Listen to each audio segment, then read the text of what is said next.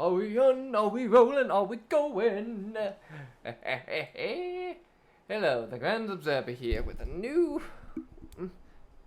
uh movie. Not well, I guess it's a movie, but ugh, wearing ties. I decided to dress up because I like dressing up.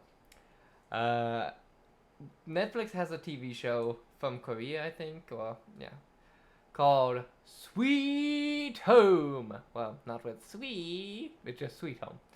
But it is exactly as it sounds, a paradise of monsters! I'm truly a madman, ladies and gentlemen. By the way, don't I look so good? Albeit I'm not wearing the correct pants, but because, well, you're only seeing the top of me, but woohoo, don't I look dashing, ladies? I'm wearing shorts. I wasn't supposed to show all this, but I like dressing up. It's fun. I just hate this tie. Ooh, but it does complete the look, not gonna lie. Let me tilt the camera down a wee bit. There we go. But yes. Sweet Home.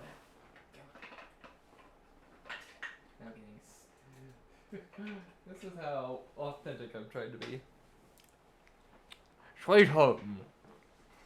The young, the old, and the incredibly dumb. Now then, ladies and gentlemen, we start off our story. Well, since it's a series, there's multiple episodes, but I'm gonna say it like a story. We start off our story with a young boy. I can't remember his name. Moving into a new apartment because he's down on his luck. The security guard, which is also the groundskeeper or maintenance man, his weed whacker blade broke off and nearly killed the boy when he first moved in. And because of this, they got to meet each other, the young man and the security guard. It was quite the eventful meet. He was a friendly old chap. When he signed the boy up for a room to the apartment, another tenant came down and brought him a gift of fish. But the fish were rotten and had flies all over them. So his nose started bleeding out of nowhere when he saw that. So the story just goes on. The young boy goes to the roof to take a look at the view. A young girl is doing ballet, another important character. Well, I'm not sure if she's super important, but I think she could easily become a love interest. The only problem is the series. The series ended on one season, and I haven't heard anything about a season 2 yet. They really should do a season 2. But they really do have meaningless conversations at the beginning. It's when they start getting into what's happening next. The boy is settling into his room when the security guard comes up and knocks on his door and gives him a soda and has a nice, friendly, creepy chat this time. So he tries to quickly get away from the security guard before anything bad happens. And a young girl, which is a model and an actress that is on a strict diet, is complaining that she's hungry. So hungry on the phone. She even says her nose started bleeding while she was on the phone with her mother. You see, we live in a world where anyone can become a monster. And desire is a lot when it comes to being a monster. They manifest and turn you into the worst version of yourself. The worst version. And because of that, your desires are what will turn you into the monsters. But not all monsters are bad, no. But we aren't there yet now, are we? The next morning,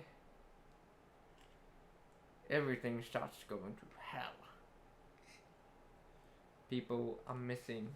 Well, not missing, emergency broadcast happens and everything fun starts happening. The boy wakes up because nothing's happening that's suspicious yet. And he was going to get his pack of instant noodles. Because apparently that's so... Well, noodles are cheap for some reason. I don't know why noodles are so cheap. Pasta is always so cheap. Kind of annoying. But he finds the package open and torn to shreds, like something got into it. So he takes a look around. A severed cat head starts rolling, and a hand reaches and grabs it back. So he rushes back into his apartment and hides.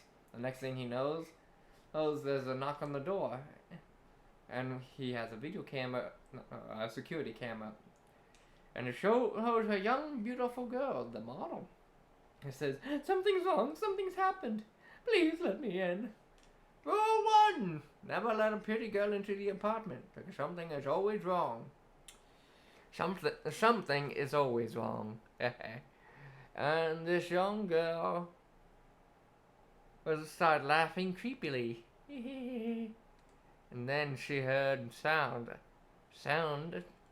from across the way. So she leaves the boy and starts going to that sound. She's so hungry.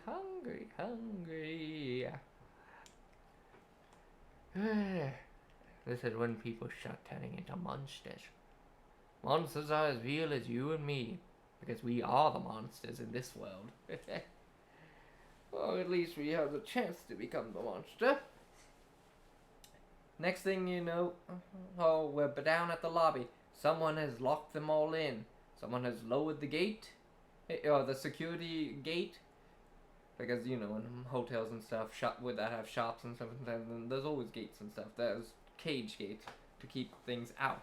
In this case, it's to keep them in. So everyone that's at least close to the bottom floor tried to get out. They managed to open it, and on the outside, there's this tall, lengthy, bald man that starts shambling in. And then his tongue turns into a tentacle parasite-like thing that starts sucking the blood out of one of them. One of the tenant's dogs. Well, I should back up real quick. We get a first look at all our characters. A young woman, a ballerina girl that has a injured ankle, her brother and sister, a doctor, or not a doctor, but a priest with a samurai sword. Mother, she doesn't have a child because she lost it.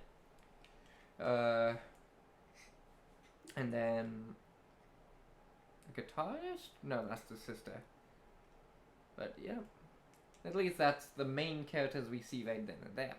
Because at least 3 more. Nope, 4. We missed the nurse. Yeah. No, we didn't miss her. But yeah, there's a nurse too. Oh, firefighter. That's it. Not a nurse. If it was a nurse, well, good things would happen. This brother's actually a nursing student in training for doctor and all that. But yeah, they open the cage. The creature starts shambling in, and they manage to push it out. Or at least the young boy, the doctor brother. I'm just gonna call him the doctor brother. Chase him out with a fire extinguisher, and as they try to close it, they fail. To close it, they don't fail, but someone has to pick the fire extinguisher ran out before they could do any more, push him out more, while the gate was closing. So what they did was push it. So what the young firefighter did was, do the next best thing. Do a bear body tackle? Full tackle? I don't remember what it's called. But she tackled him outside because no longer he.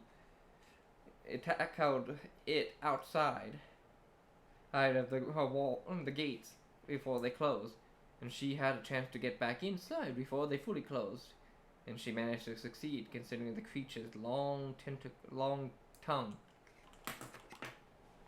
Well, that long tongue could reach really far. as I said, these monsters are humans that turned into monsters based on their desire. What this person could have been was a patient that needed blood to survive. Or maybe a cannibal. Who knows? There's a giant monster that starts coming. I won't say it. So as everything starts settling down at least as it can be, everyone starts gathering together and figuring out a plan, getting food for survival, figuring out how they're going to do things. Meanwhile, the boy wakes up and finds out the world has gone to shit. Yeah. He looks out the window after doing some research to try and figure out what the devil's going on, and they almost found out what the devil was going on, but then the internet cut it out. Because power and is not the same thing as internet. But power can normally stay on for a while thanks to backup generators and all that fun stuff. But so he looks out the window, and how man tries to escape. Oh, not escape, but tries to get out so he can get supplies and stuff for the family, since he has 2 kids. But one of the monsters came up and saw him. Just a giant and eyeball, set of eyeballs, coming to look at him. Except that monster wasn't hostile until he got poked in the eye by the boy, because the eye was watching the kids, which was frightening them. Which I watched the video on YouTube about this that explained these desires, because apparently there's actually a comic book too of this show, which makes sense why it became a show on Netflix, or not on Netflix, but for Netflix, partnered with Netflix. I don't know if Netflix owns Sweet Home, but the guy's desire was, I guess, a peeping Tom from speculations, because after he was hit on the eyeball with a TV, well, not TV, but a gaming monitor. He's a gamer. He came up to the next window to see what happened with that. And the boy, and then stabs it in the eye with a broom handle. That's when it actually gets aggressive and starts using its long, stretchable neck to, well, choke him, strangle him. But next door, an old man with a homemade assault rifle, air cannon, no, assault rifle with an with a very powerful punch, blows the head off, thus saving the boy. Then they have a quick conversation on who's going to save the kids. He goes over to the old man's apartment and finds out he's in a wheelchair. He was a veteran, a mechanic, the best one that can be, no doubt. Especially since he turned a knife on a spear into an electric polearm. my! I love weapons that are ingenious like that. So then the boy goes down to try and not steal, but tries to save the kids where their father died, and he died because he got spooked and lost grip of the rope while he was climbing out the window. But yeah, I look so old if I crunch my face up like this. But so he runs in with another monster that got its head sliced off in the previous episode, which the guy had murderous intent, violent intent. And so he turned into goblins because goblins are very violent. Again, this is all from someone else's video. The information on why the monsters turned into them. There's a link down in the description, by the way, of whose video that was, because it's very insightful. Helps keep track of what these monsters are. And so he managed to sneak past it because he could still hear, just couldn't see because it had its head sliced off all but one eardrum. And they called him Mushroom Head because of that. And thus the kids were saved and brought back to the old man. Actually, not that simple though. because he had to traverse the floors, and when he managed to get to the kids, the next monster shows up. A big, strong protein monster is what they call him. The protein monster was apparently probably some bodybuilder, and this bodybuilder was the desire was to get bigger and stronger. And to get stronger, well, he did. But the young boy had a nosebleed. I forgot to mention the symptoms of turning into a monster. First, nosebleeds. 2, passing out. 3, hallucinations. And these hallucinations are pretty much yourself talking with your monster self. You're trying to figure out if you're going to embrace being a monster or embrace humanity. And if you can resist becoming a monster, you become a special breed of infectee, which we don't know what it is yet. They didn't explain it really, what the special breed is if you survive 15 days without full monsterization. But, yeah, so he's half monster, half human, at least temporarily. So he was able to hold off the protein monster a little bit. He didn't have his full grasp on his powers yet. But so the monster gave chase to the children because the monsters don't technically fight each other without reason. And a good reason is if the blind goblin, Mushroom Head, hears something and starts using his stretchable knife fingers and stabs the protein monster, which then the protein monster basically kills him, I'm pretty sure, and eats him. Because the protein monster said, protein! Like he's gonna eat everything, I guess, everything meaty. And that makes him grow bigger, as we see later on in the story. So, the kids manage to escape and throw the protein monster outside the window, outside the apartment building, where he didn't try to break back in, which is strange. But he knew there was meat inside, so, again, as you see in the later episodes, he's still there.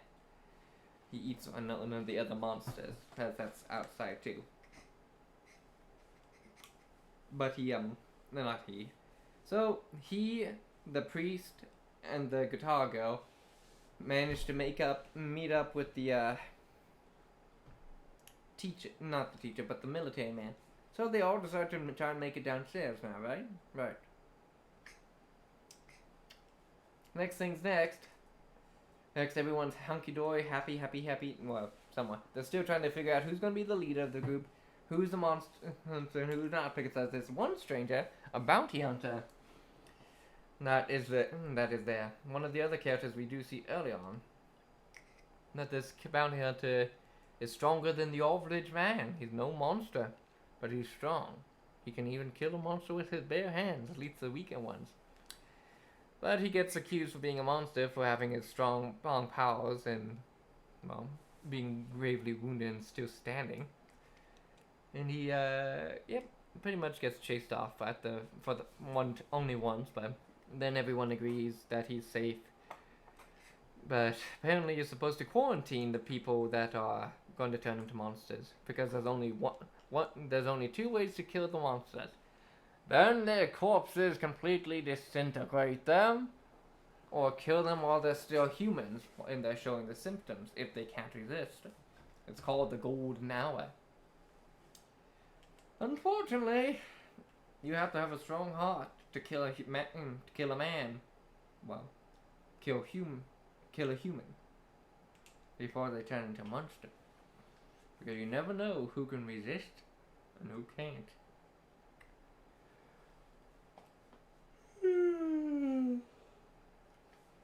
Ugh. It is late when I'm doing this. Why do I do this when it's late? So yes, they manage to figure that out. At least who's safe and who's not. The boy was safe, but he's put into quarantine. And so later on, he and the bounty hunter go upstairs in the apartments higher up to try and scavenge supplies. And once then they meet more new monsters, at least one. The speed freak. Monster with horse-like legs. Well, less furry, just muscle, though. that makes him run super fast. So they managed to survive him, but there's another monster, and it's all because of a sad situation. Even the human was saying, "Stay away, stay away." The human wrote in a diary because he was still human before the monster attacked. Before he turned into a monster, but his son died because of the monsters. The people that turn faster than the others. The stronger your desires, the more fast you turn into a monster, no doubt. But his desire was, if only my hands could reach my son before he was taken by that monster. And then, stretchable, strong hands. Poor man. He probably could have survived. Because not every monster is evil. There's this slime monster that sadly got killed real fast. That was actually a child. That only desire was to hide from the monsters. From the other monsters. And what better way than to turn into a slime monster. Where it can creep into the most sneaky of quarters. We also get a look at another monster. A spider-like monster. Which is... The idea behind his desire was that he wanted to trap people in his evil schemes, aka spider webs in this case. Since spiders build a lot of webs of evilness and schemes. Regardless, the monster died pretty quick. The firefighter was sent to do stuff herself first, but then she escaped because she got captured by the spider monster. Hip hip hooray. I'm bouncing around the story because the story does bounce around a little bit between stuff. But yeah, while they trying to scavenge the bounty hunter and the monster hybrid, after they finally defeated whatchamacallit. After the bounty hunter defeated the monster, because the floor was actually set on fire by by another person. I don't know who he was. He wasn't a doctor, but his daughter was. Were they both doctors? I think so, maybe. But no, it's like 3 doctors for some reason, which makes no sense. But a young nurse student, a young doctor student, and then an actual doctor. But they saved them because the boy also passed out while on the floor, in the fire floor. It doesn't help that the speed freak was there still running around. So they managed to escape him and take them back to their apartment in Sanctuary. So they all come up with a plan to meet back with the engineer. No. Yes, because they had to bring the engineer down. Or did they already do that? No, they did that already. So it's really easy to get confused when actually trying to relay the story. So they all finally managed to get back downstairs and survive. Easy peasy. They all look for different ways out because they can't stay in the apartment forever. Even for Sanctuary. Could be worse. No, it couldn't. Because you can survive without power. But the water tank actually got corrupted somehow. Don't know how. Just turned black. Luckily, the firefighter went out to look for her husband's office. Which was not in the apartment building, so she left them. And she came across the Japanese military. They actually declared martial law. And when martial law, anyone that doesn't know martial law needs to get their information correct, because that's what we need in USA right now. Martial law. We need the stinking Democrats and probably even Republicans. Probably just reset the whole system. Martial law could reset the whole system.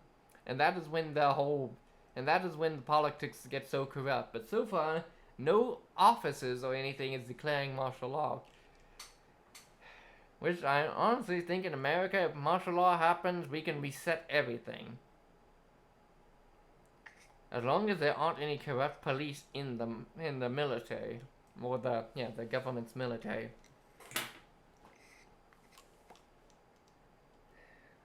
But yeah, so she gets captured by the military because they are trying to figure out stuff too. Especially since they have martial law and trying to get everything back in order, even though they can't because everyone's turning into monsters because there's no stopping it.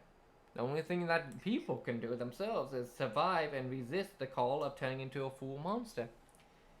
But even her husband knew what was going on before it was starting. He actually was turning into a monster himself, but there's no idea what happened to him.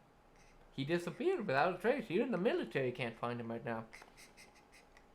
But so yeah, she makes a deal because she told them about the boy that's resisting the monsterization, yada yada yada.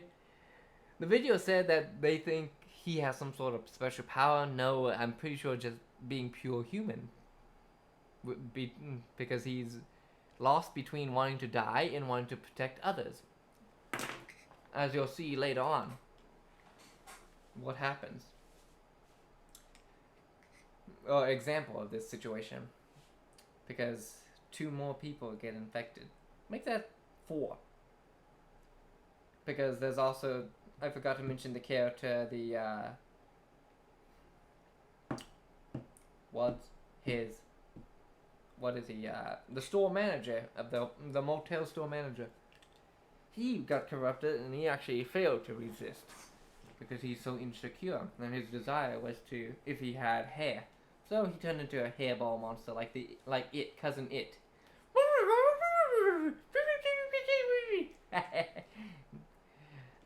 So he got killed by his own wife because who better than to kill you than your own wife that you tortured? He was a mean husband and a mean person in general. He's the one that tried to get the bounty hunter thrown out. Failed to. But yeah, he died in monster half form. Honestly, probably if he got a haircut, he would have been fine.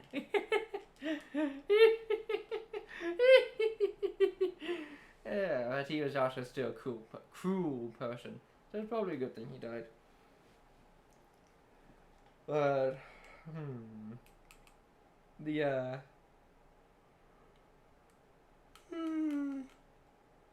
the old man doctor got a nosebleed. The military man got a nosebleed. And his wife got a nosebleed, apparently. Or had a vision. So that's 4 people that are corrupted trying to resist it. The doctor actually did resist it quite a bit. Unfortunately, the woman could not. She got corrupted. Actually, what happened is she got possessed. Long story short, they set out a banner made out of bed sheets that said SOS to say help us. So, unfortunately, because the firefighter girl, not that, but not because of that. The young woman, not young woman. The ones that are still at the apartment, not dead, because the old man, both the old people don't get the nosebleeds till later. They actually go into the garage where all the cars are kept to try and find a way out. Which a lot of monsters are in there. Even the speedster monster, which they found sleeping, because all creatures need sleep. Evolution has proved that you cannot survive without sleep of some kind. Even if you're sleepwalking like fish or something probably do. You cannot survive without sleeping. Your brain would deteriorate. So yeah, they try to sneak around, try to figure out, but they accidentally wake up the monster, but they manage to distract it with lots of other cars making noise so they can control its movements while they get into the van to escape, which also alerted all the other monsters down in the garage. But they did manage to escape. and they manage to upgrade the vehicle, into an armored truck. So then the strongest of them go out to get supplies, only for the truck to get bashed by the protein monster, now as big as a small house. Two-story house, probably. So, yep, the armored car was no match for the monster. The half monster tried to stop him, failed, got beaten up, didn't die. The old man threw a Molotov cocktail to no avail, only to piss off the protein monster.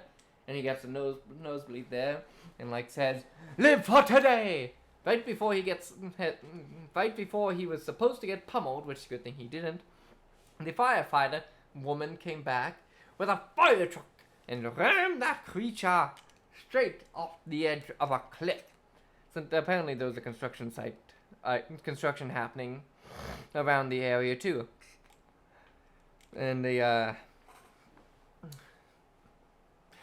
managed to kill it, setting it on fire while it's trapped in a ravine made by the construction workers, with those bobs. I don't remember what they're called. And set it on fire and kill it, supposedly. We never saw it die, we just saw it be in constant pain and agony.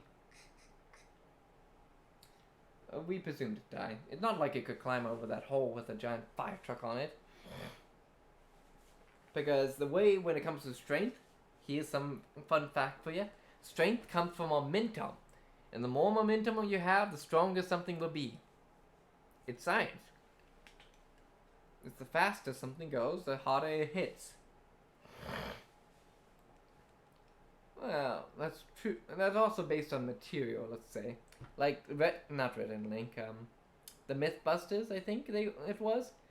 Because there was that theory that you throw a penny down like a skyscraper onto someone's head. It will break their skull because of the momentum. Nope, not at all. It hurt, sure, but it didn't hardly broke the skin. And that's also because of the size of the item. Momentum also carries the weight, and what weight the thing has will contribute to the power based on the momentum. It's two overlapping variables. But back to the movie, show. They have water, they survive, and then they find out there's someone that shouldn't be there, a military deserter. He ran away because his whole military crew got killed by a band of ruffians that stole the military's tank or armored car and their clothes. And their only intent was to pretty much kill people or bring the apocalypse. So some of them managed to resist and kind of sneak away. And turns out they found out that some people that they had a monster in their hands, so they talked with them up on the roof. There was also another monster that didn't show he was a monster until it was too late for the ruffians. So the ruffians got all killed by both people and the monster, half hybrids. Actually, the other monster is a full monster though, because he desired power, control over people, as it were. At least that's theory, because his monster form is like a slime that merges, like a parasite. Let's put it that way. That controls people without eating them, I guess. So he succeeds on control. So he succeeds on infiltrating, and the hybrid monster, because they go back downstairs and then they're greeted with a bunch of guns because the civilians managed to subdue the ruffians. But he warned them that not to shoot because the monster can just reflect the bullets back into them. So they didn't shoot. They all were peaceful for a bit, and then the other person started killing people in the next episode. The monster. And saying, "It's the way we monsters are. I believe we monsters are supposed to kill humans. We're not supposed to coexist." So he starts killing them. The hybrid heads on, turns into a monster-like spike wing, starts trying to and destroys the other monster supposedly, but can't control himself on his own. So the military man, his desire was to protect others as well, but he couldn't do that while he was crippled, right? Not easily. So his desire was to walk again, and he succeeded in getting that. But the only problem was he wasn't fully done with his transformation either. He was in the golden hour. So he grabbed and hugged the boy while he was in psycho form, trying to calm him down and such. Because other people died. And the man was saying, "It's not your fault. It's not your fault." Trying to calm him down.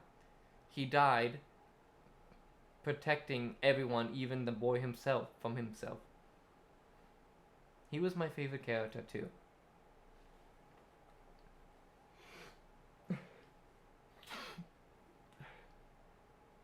He died right after he got his legs to protect everyone, even the boy himself.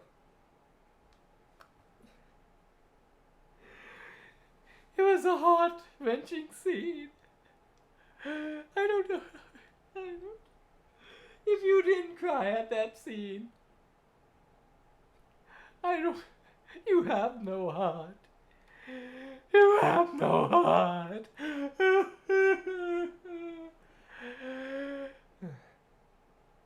I didn't cry. I know. It's easy to force out tears when acting. Though it was a heart-wrenching scene and I did cry to it. Turns out the firefighter had a means to contact the people in the military to bring them to her location. To get the boy.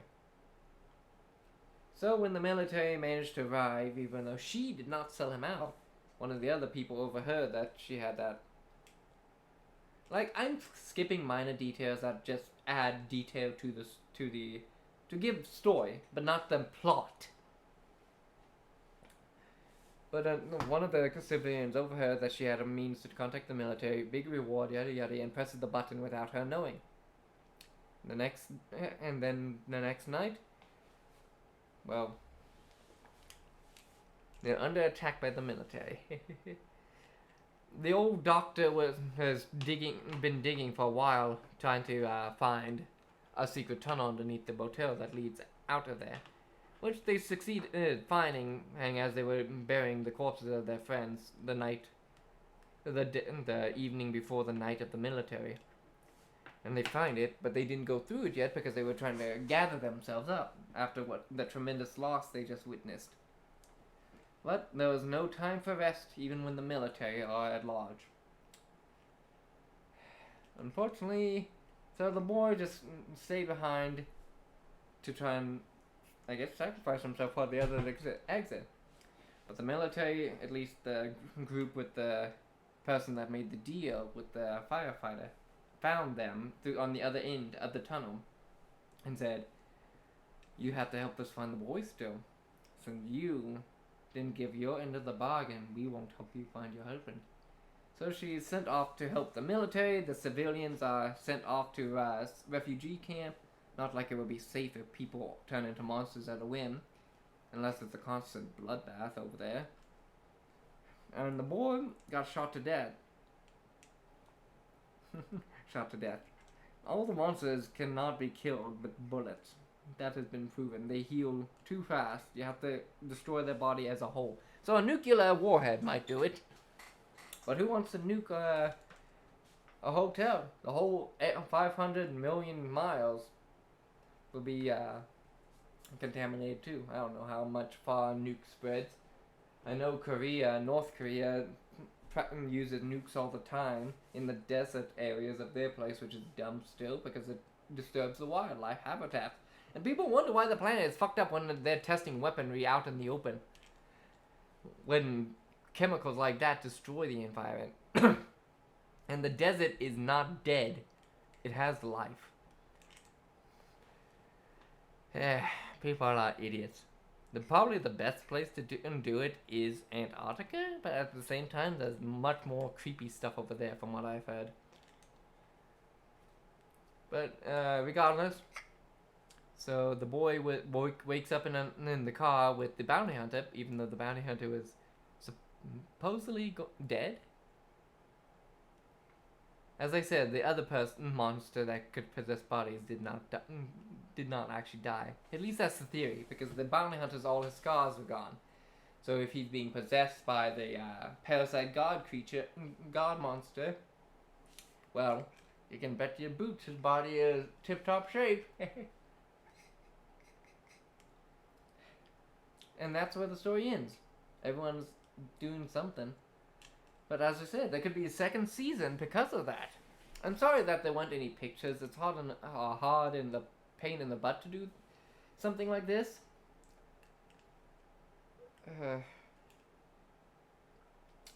And I didn't want to spoil how they looked, honestly. The monsters look so cool. The story needs to be continued. They need to do 2 more seasons. At least. That way they can do kind of a half a season of one part of the story that continues with, and then the other half, and then a season where they all meet up back together and, figure out what's next. Try and stop or fix the world the rest of the way. Like Resident Evil at the end, the last one, 7 I think? The movie, not the game.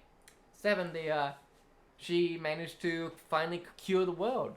She threw the antivirus outside, where it can be airborne and kill all the zombies and all the T-virus infected stuff, even though it risked her life, but only killed the T-virus part of her, not her. So yep, I think there's a way to fix the world, but I don't know what that way could be until we get more detail of what the world is and what that monster transformation is about, what it actually fully is. So, if you like this explanation, I know it was a long one, but there was a lot of detail to get in. If you like this, please send me a like, subscribe, and comment what you thought of the show if you watched it already or will watch it. As always, I'm the Crime Observer, and I see things you do not. Fairly well.